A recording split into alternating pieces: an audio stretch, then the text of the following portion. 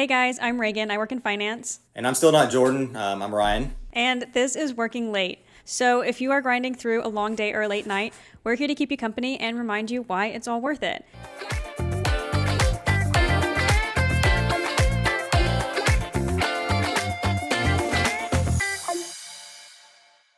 So once again, we have Ryan filling in for Jordyn. Thank you so much for being here, Ryan. Not a problem. Yeah, what do you have going on this week? Honestly, not a lot. Taking off the last couple days of the week, a little staycation. Nice. So just gonna kind of crank out a few items I somehow managed to not do last week. Completely fine. Yeah, and then just kind of hang out with some friends this weekend and enjoy the spring weather.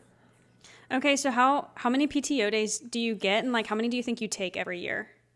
So we have kind of it's called the unlimited flex plan. So there's really no set amount you can do. So you just kind of put it on the calendar and call it good. If it's any more than 2 weeks, I think you have to put in a workday request kind of Okay. thing. But honestly, I don't really take a lot of PTO. I will do my 1 week in the summer. I try to do a full disconnect, get away, and then I prefer the Friday to Monday kind of take off here and there to just kind of reset, Oh yeah, me get too. things feeling good. The week long is usually hard for me. I usually kind of want to get back. Yeah, I have found that if I take a full week off, it's it's not even PTO because it just means that I have to cram all of my work in before the week and after the week's over. And so I feel like it's not even, maybe it's restful while I'm actually on PTO and I'm not on my computer, but I don't know. It seems it's not like the work goes away. It just, Yeah. There's nothing worth that pre-vacation anxiety of just trying to cram a bunch of work in before you leave. yeah, for sure. I'm with you. I like the Friday Monday tactic. That's a good way to do it. I also always feel like when you're on vacation, a fire drill happens that if you're in the office would be so simple to solve, but because you're away, you cannot solve it, and it'll just unravel, and then the rest of your vacation might get ruined. So do you actively check your emails and messages when you're on vacation? Just if I have some downtime, just to see oh, not dealing with that. Okay. Yeah, I try not to. Last time I took a day off, it was that situation. I had my notifications on. There was a fire drill happening, and I was on the plane. We were about to take off, and I'm messaging everyone can you please go do XYZ for me? I don't have my laptop. I can't get to No. it. So yeah, very stressful. That's where the out of office is doing a lot of heavy lifting. Okay, and I feel like unlimited PTO is kind of controversial sometimes because people say it makes employees actually take less PTO than they would otherwise. What are your thoughts on that? My general observations, I think that is true. There's definitely people that take more. There's some people that don't take enough. There's probably a few out there that abuse it. So it kind of all washes out. But I think overall, most people take less. But I like the idea of if you're sick, stay home. If you got kids, a kid stays home. You can just take off, not worry about it. You don't have to pre-plan that January, February. You don't want to run out of PTO days for the For rest sure, of the yeah. year. Yeah, I have unlimited PTO as well. Personally, I do think I probably take less, but I would not trade unlimited PTO just because at my last job I had limited PTO. I got 15 days or something. And I was constantly so anxious about oh, I can't use up too much of it because I'm going to run out and I'm going to have to be working here on Christmas. And yeah, I'll take unlimited any day. I can never go back. Speaking of PTO, my husband's new job. Okay, first of all, the holidays that are on Saturdays this year, I think the 4th of July is on Saturday. They just don't get a holiday for the 4th of July. That is criminal. I think that's insane. Okay, I'm glad we are on the same page there. That's the best one because you can take off Friday and Monday and just call it good. It's for America. I think I'm taking off 3 days for the 4th of July. It's well, I need second and third off too. Okay, I might edit this part out, but his boss also told him, I'm not strict about PTO, but just take your laptop with you if you're going to take any and, just be ready to hop on. That's fair enough. That's fair enough. Just pop on for a couple minutes, a few beers and 3 fireworks in, you'll be fine. Okay, so do you have direct reports? I do not right now. Okay. I used to.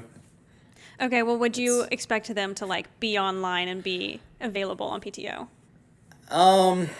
Not at my level. Okay. I think if I was higher up in leadership, I would expect more of like similar leadership people. But when I had people directly report to me, I'm very much just get your work done. I don't care when, where, how. Like just give me good quality work. Okay. Yeah, I think that's fair. I like managers like that. That kind of segues into what I wanted to talk to you about a little bit today, and that is like what has been the most difficult thing about your career so far? Ooh, a lot comes to mind. There's several projects that have come up that I've worked on over the past years, but if I was to say one thing that was the most difficult, I'd say it was packing up and like moving away from everything I've ever known and leaving behind albeit a pretty comfortable, easy situation and taking on something that, not many people would take on and just something just really challenging and pushing myself to see how far I can go. And to make that decision was not taken lightly. It was very difficult, but I would not go back and do anything different. I am so glad I did it. It has worked out in more ways than I could have ever imagined. Okay, so what made you kind of take that first initial step out of your comfort zone? I don't know. I'm very routined, so I like a good routine. But I think I was bored, and it took a little while for me to kind of convince myself that I really need to be challenged. And something we preach a lot at work is stress is good. A little stress is always good because if you're stressed a little bit, you're always growing. That means you're pushing yourself a little bit to get better. And I kind of look back on that. I'm like, that is so true. Like I've done some of my best work and achieved biggest things when like with a little bit of stress on me and a little bit of deadlines. And it's not fun in the moment, but it's kind of like type 2 fun. Like it's rough at the beginning, but like once you're done and you look back on it, you're like, man, Yeah, I'm glad okay, I I know did what you're that. talking about. So you said Yeah. like you would never go back and make a different decision. This has caused like really great things for you. Can you expand on that at all? Yeah, just opening up my network, and then for my wife, it's worked out really well for her too. We couldn't have foreseen those kind of things that her career would take off in ways more than mine, and then just the lifestyle aspect has outside of work. I didn't realize like how much Okay. that really mattered. Just the outdoor lifestyle and trying new things. Like I was pretty content with like my world that I had kind of built over the last 10, 12 years, and stepping into something completely new has been like really good like growth for me, especially at like my age. Like it's kind of cool to do something like this. Like both of our families have never done anything remotely close to this. So taking on a challenge and going into the unknown is just overall been amazing. Okay. Yeah, I remember your wife. She's a controller, right? Yes, she is controller in construction, I'll say. Okay. Yeah, so did y'all both just happen to find jobs in the place where you live around the same time, or how did that work out? So her office used to be like 5 minutes from our house, and then when she went to, I guess, quit when we were moving, they liked her so much they said, "Well, why don't you just be remote?" Oh, nice. So when we moved up here, we kind of swapped roles. Like I was mostly remote, and then she became fully remote. I'd go in the office, and then here recently though, she has just accepted a new job in the area, Oh, nice, nice. so she will be going to the office full time now. Okay. So she's still a controller. She's still going on that path. Yeah, and she's been able to get a couple promotions along the way too. Nice, nice. Okay. Yeah, so that's something that I consider a lot because my husband and I would also like to move like across the country, mainly for like the lifestyle things that you're talking about. It really sucks how you cannot go outside for a good 6 months out of the year living in Houston. You step outside and you're just immediately damp and in a bad mood. Yeah, it's like a wet towel just thrown in your face. Yeah, so we're also like planning to move in the next few years. But yeah, one of my big concerns has been how likely is it that we're both going to find jobs around the same time in the same like metropolitan area. Luckily, I work from home, so I think I'm just going to stick with my current company forever and never change. And I hope they're cool with me living across the country. A solid plan. Yeah, that's been a big concern for me. So glad to hear it worked out for you. It works out. I don't know if it will work out that well again if we if we rewind it and did it again, but it worked out once. I'll take it. Yeah, there you go. So you think y'all stick with Arkansas like long term? I think so. We really like it here. It's not that much different than Texas. Just it's mainly the weather. Okay, yeah. Yeah, most of my family actually lives in Arkansas, so they seem to like it. Yeah.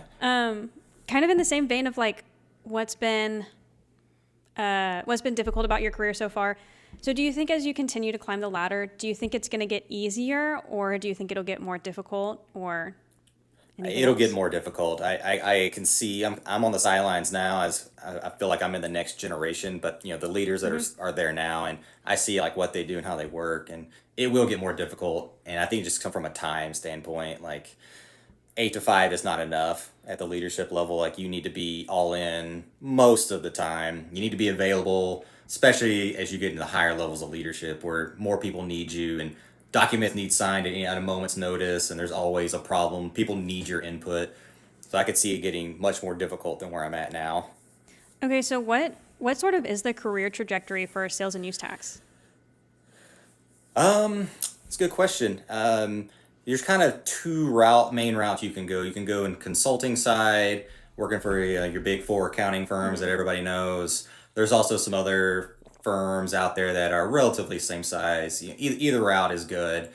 And then you can go into what's industry. So companies will have internal teams as well. And you can kind of climb the ladder through those ranks within the tax groups. You can do sales and use, property, and I see some people transfer over to income tax. And really, I mean, sky's the limit. I mean, you can make all the way up to partner, managing director on the big four side, consulting side, or you can, go as high up as VP level on industry, and maybe even further if you really want to. People don't realize how much tax touches in a company and can get you exposure across all facets of a business. For sure. So is that your ambition to kind of keep climbing up the industry side and get to VP or president of tax or something? That would be the plan. I don't know if I truly want that. I sit next to the VP's office. I see how much work that is. So I may come back to that. There's some levels below VP that look pretty good. Okay. I've heard it gets pretty political once you get up there. C-suite drama is fantastic. I love to watch it from the sidelines. Well, I did come with a quote today, and you kind of already touched on it a little bit when you were talking about how being a little bit stressed is like a good spot to be. And the quote is, "Don't wish it were easier, wish you were better." Personally, I tell myself all the time that things in my life or my job would be so much easier if I was just a little bit smarter. And I'm mostly joking. I feel that. I'm mostly joking, but also not. I don't know about you. I'm extremely average at math. I never even learned the laws of exponents or the rules of exponents or whatever that is. And I work with numbers all day. I don't feel like I'm dumb, but I do think I have to work a little bit harder to get to, what other people don't have to work at. I don't know if that's relatable. You don't seem like a dumb guy to me or anything like that. No, that's pretty relatable to me. I'm actually very good at math. That has not come in handy one time in my career. I feel like I've probably lost some of an edge. But I can feel that. I think of myself as kind of average, kind of like a master of none. I'm really good at a lot of different things, which fits my role really well, but I wouldn't say I'm an expert in any one facet. And when I go talk to a person who's an expert in the thing I'm trying to interact with them, they just blow me out of the water. I'm like, oh man, I got to keep up with that. Yeah, that regularly happens to me too. Or I'll be in meetings with my coworkers and I'm just like, man, y'all sound like you really know what's going on with these P&Ls. So you spent a lot of time in the SG&A accounts. Cool. Yeah, and I'm like, I'll try to regurgitate what you just said at some point so I sound smart too. But I really wonder how much of it is people actually knowing what they're talking about and how much of it is people who are like me and they're like, I know what words to say to sound smart about this thing. Okay, had some technical difficulties, but let's go into our working late boosts. Ryan, do you have a boost this week? I do. I have some Nerds gummy clusters. Nice. For you runners out there, these are basically like run gels, but if you're got some Excel formulas you need to pump out at 9 o'clock at night, pop a couple of those and they'll get done. Are you a runner? I do, yes. I do run. I don't look the part, but I do run every morning that I can. Really? Every morning? That's impressive. I've got the Nike Run Club data to prove it for anybody that says otherwise. Wow. Okay. So I did not know this about you, and I don't know if you know that I'm also a runner, but how far do you like to run? My typical morning run is about 4 miles. Nice. And then I try to do 5 as the goal, but most times that doesn't. It's kind of dark right now. And then I do 6 Mile Fridays is usually to lead me into the weekend. Wow. And then I do 1 half marathon per year is it's my limit. Okay. Yeah, did you used to do like the Cowtown Marathon in Fort Worth? I did, yes. I've got all the shirts and medals. Nice. Okay. Yeah, I guess I did that last year in 2024. I think Jordyn and Greg both ran the half, and I ran the full, and we met up at the end. Me and Greg ran the half. I think it was 24 we ran the half Okay. together. Nice. It was hot. I remember that. I did not know that about you. But yeah, good to know. I love running. I've never tried using the Nerds gummy clusters as like running gels, but they're so delicious. I'll definitely. I think the recipe very, very close. Just give it a try. It's better than the gels. Yeah, okay. Okay, I also brought a boost this week. So this is a brick. Are you familiar with this, Ryan?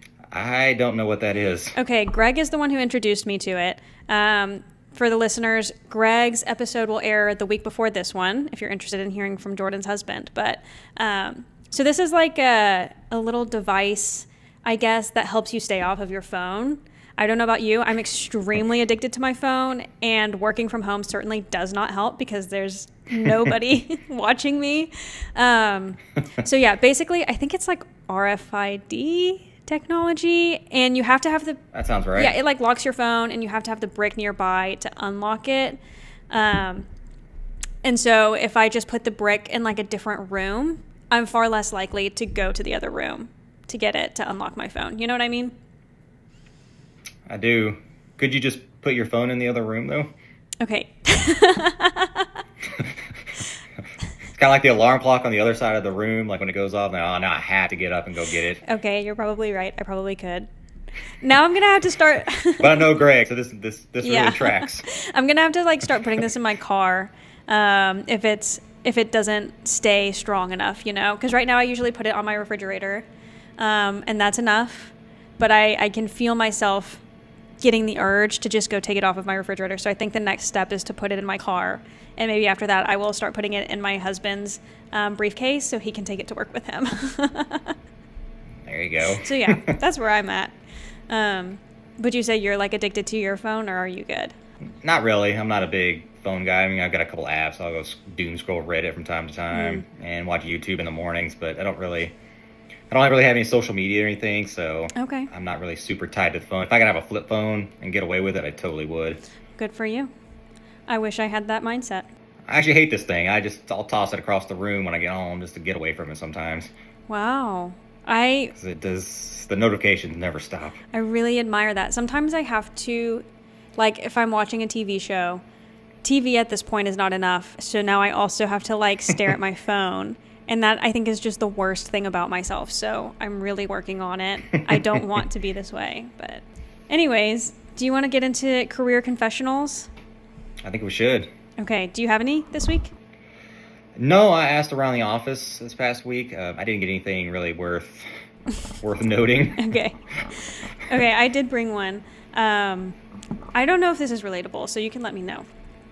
But this is like when people choose to have amnesia around me, and I am talking about like a specific person, so I'll keep it vague. But basically, this person has been asking me the same thing for about a month or so, and I think they're hoping my answer is going to change, or suddenly I'm just going to be like, oh yeah, you're completely right, I've been wrong this whole time. Not that I'm afraid to admit when I'm wrong, but like I'm objectively not in this case. And so it happened again today. They're asking me about it. My answer is the same. And they're still hoping that I will give them a different answer. And every time they act like we have never discussed it before, and they're bringing this up for the first time. Do you experience that, or is that just me? Once or twice I've had that. Sometimes you just want to lose it. Like, I have told you this so many times. I deal with it more externally when I'm explaining to different parties. I'll explain the same thing over and over. I've even referenced an email where I've explained it and said, no, here, I've already told you this. Read below. Last time we had this conversation, I showed this person the receipts. Like, I dug back months ago. I think I went back to like December in my emails, and I was like, look, the numbers have not changed. I did not intentionally change your numbers. I did not mess up your numbers. They are the same. So I showed them that last time. This time we're on a call, me, this person, my boss, and a few other people, and they start going down this road again. And I'm like, okay, let me pull up the receipts once again. But oh yeah, you could just wreck them on the team share. yeah. There's nothing more satisfying than pulling up the email proving you're right. Yeah, and they're also like, separately, this person also told me, oh, did you ever look into XYZ? And I got to be like, yes, I sent you an email about it last week. I'll resend it. Oh, the old resend. Yeah, so that was kind of satisfying. But anyways, I know you said you have a hot take this week. Do you want to go into that? I do. I will live and die by this take. Mondays, they're not that bad. I actually really prefer Mondays. Tuesdays are the worst day of the week. Okay. Would you say you prefer a Monday over any other day of the week, or just over Tuesday? Not Friday. Yeah, just over Tuesday. I would prefer Monday over probably a Tuesday and a Wednesday. Thursday's got some pretty good vibes to it, and then Fridays, they live in their own league, but I can't stand Tuesdays. Okay. Why? I don't know. I just feel like they're always the busiest days. If I'm working late, that's the day it's going to be. Traffic's always seemingly the worst on a Tuesday. I feel like bad news always just comes in on a Tuesday because everybody's in meetings and on, the weekly meetings on Monday, so you don't get to all the big stuff. And that's Tuesdays where all that flow comes in, and you got to sit down. You're, far from the weekend, and it's just the whole vibe of it is just wrong. Okay, I can kind of feel you on that. I think by Tuesday you've already been through a lot, and you still have so much more left to go. Yes, it's just like the road is so long. Yeah, I hear what you're saying on that. I can kind of... I've converted some folks on it. Yeah, you might convert me too. I hate it when I go into a Monday, though, thinking like, oh, it's just Monday. People will be ramping up. Nothing crazy is going to happen. And then something crazy happens, though. Mm-hmm. And I feel like Monday mornings, everybody's just chit-chatting in the office. What'd you do this weekend? It's just a lot of like not a lot getting done. And then you got your weekly meetings. And I feel like Tuesday's really like the day things kick in.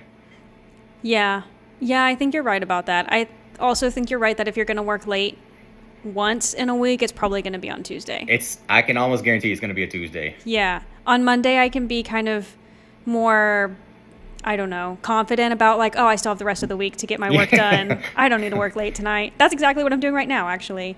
But Tuesday, it's like, ooh, well, I need to get something done by Wednesday. And so, yeah, next thing you know, it's Thursday, Friday. Well, I'm definitely not doing anything Friday, so. Okay, being in office, how hard do you work on Mondays and Fridays? Mondays, I wouldn't say I work hard. There's just a lot of meetings and catching up to do.